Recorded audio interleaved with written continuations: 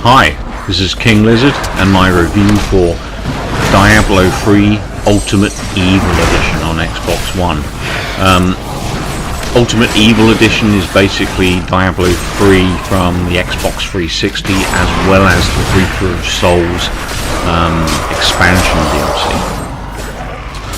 Now, you can play this game as 6 different characters. The one I'm currently using is a Witch Doctor, which is a magic-based character. You also have a Wizard, who's also magic-based, a Crusader, a Barbarian, a Demon Hunter, and a Monk. You can play the game with 4 players on the same console, or 4 players over Xbox Live. You do have a lot of variety in terms of how you play. You can play solo, you can play private between friends, you can play with the rest of the gaming community. It really is your choice, and it's very simple to configure. The campaign in this game is a 5-act affair.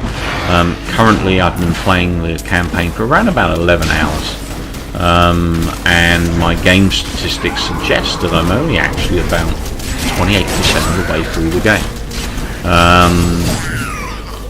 Therefore, it's a very, very large campaign affair. In addition to the campaign, you also have the adventure mode, which sees you wandering around the world of Diablo 3 and killing various enemies, gaining better loot, that kind of stuff. That pretty much is an endless world where you just keep adventuring, either solo or with your friends or with the rest of the gaming community again. Gaming harnesses, we've actually got quite an array of gaming harnesses here. I'm currently playing hard, which I'll be honest, I do find it a little easy. However, there are 10 game harnesses overall, so over time that's going to take you quite some time to unlock those harnesses and master them. You've also got this challenge section where you can basically complete challenges and get better items for your banner, which I'll show you in a few seconds. Also, achievements are graphically shown in this section here, where you can actually see exactly what you need to do to unlock achievements or various challenges within the game world. At any point in the battle, I can press the right D-pad and it will take me back to the game's central hub and create this portal. Great thing about this portal is I can rejoin the arcade story exactly the point I left. Now, from the game's main hub, you have your banner here. This is basically your gaming identity. It's individual to you. People can spawn on you from this banner. You can change anything from the design of the flag that you're using. You can change the images on the flag, the colors. There's a lot of customization there for your gamer identity, if you like. You've also got this mail blocks. Wow, someone's been busy. Where your friends can send you, goodies they've picked up in the battlefield that they think will be useful to you. You can actually gift your friends items from your inventory as well via that mailbox. This is the gaming stash. This is one of the core reasons I jump back and forth from the arcade mode, is to offload my gear. Obviously, the more fights you have and the longer you spend out in the world of Diablo 3, the more gear you pick up and the less room you have in your personal inventory. I mean, this character has 60. I've currently got 48 slots filled, so I've still got a few spaces. But the great thing about the stash is it is upgradable. It costs gold. It starts off at 20 slots. I'm actually currently at 180, so there's a lot of room for increasing your stash. The other great thing about the stash is that it's universal, which means that all of your characters you play within Diablo 3 Ultimate Evil Edition can access this stash.